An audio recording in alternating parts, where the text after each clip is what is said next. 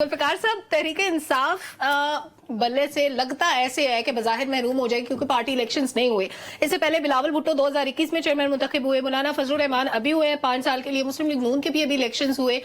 PTI elections क्यों नहीं करा रही? अगर नहीं कराती तो क्या कॉन्सिक्वेंसेस भुगतना पड़ेंगे? फिर शायद चेयरमैन भी नहीं होंगे, और चेयरमैन तो ऑब्वियसली अभी तो वो अपनी केसेस को भुगत रहे हैं, लेकिन पार्टी निशान तो जाएगा।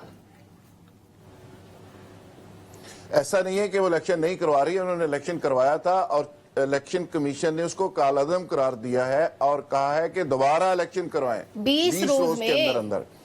अब कालादम हो गया तो फिर इलेक्शन तो ना हुआ ना, प्रॉपर इलेक्शन कराएं जिसको इलेक्शन कमीशन माने। दूसरा, ठीक है जी, जैसे आप कहते हैं ऐसे ही होगा, लेकिन मुझे अगर बात कर लेने दें। देखिए, एक तो साइफर के मामले में कहा गया है कि चीफ जस्टिस इस्लामाबाद की तरफ से कि साइफर का फैसला 13 दिसंबर तक किया जाए। दूसरा, डेडलाइन आ गई है इलेक्शन कमीशन की तरफ से कि 20 रोज के अंदर अंदर दोबारा से इंट्रा पार्टी इलेक्शन करवाए जाएं, और इसकी तारीख भी 13 दिसंबर बनती है। फिर 13 दिसंबर का कुछ ज्यादा ही मेरे ख्याल में पीटीआई और चेयरमैन पीटीआई के साथ ताल्लुक बन गया है।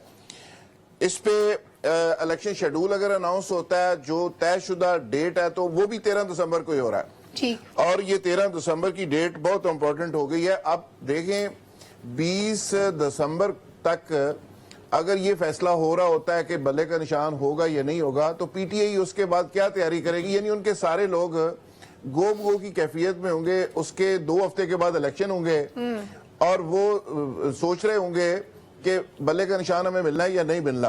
तो ये बेसिकली मुझे लगता है कि जिस तरह की सिचुएशन है, आज आपने सारा दिन चैनल्स के ऊपर खबर देखी होगी कि लाहौर डिवीजन, हेडलाइन ये थी कि लाहौर डिवीजन से पीटीआई का सफाया हो गया, और बड़े जबरदस्त किस्म के इलेक्टेबल्स थे जो पीटीआई को आज छोड़ गए, जिसमें तारिक बाजवा साहब थे सांगला हिल से, कुछ और लोग थे कसूर से, शेखुपुरा से, लाहौर से। तो हेडलाइन ये थी कि पीटीआई का सफाया हो गया। तो इसका मतलब है कि सफाया का सिलसिला तो जारी है।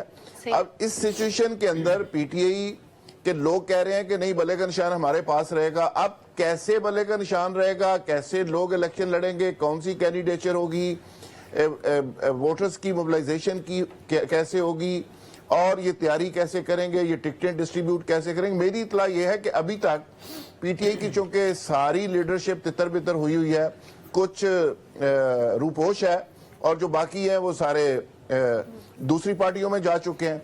तो मुझे नहीं लगता कि पीटीआई जिस तरह बड़ी बड़ी बढ़के मार रहे हैं कि हमारी बहुत पॉपुलैरिटी है, इस पॉपुलैरिटी की मौजूदगी में वो इलेक्शन डे को मैनेज कर सकें, इलेक्शन से पहले सूरत हाल को मैनेज कर सकें, टिकटें दे सकें, कैंडिडेचर खड़ी कर सकें। तो इन हालात के अंदर आप समझे कि ये इलेक्शन होने जा रहे हैं। पीटीआई मुझे लगता है कि अल्टीमेटली दीवार के साथ इतनी लग जाएगी कि वो चली जाएगी इसका बाइकआउट करने की तरफ। तो अगर पीटीआई बाइकआउट कर देती है तो उसके बाद आप समझ सकते हैं कि सिचुएशन क्या होगी।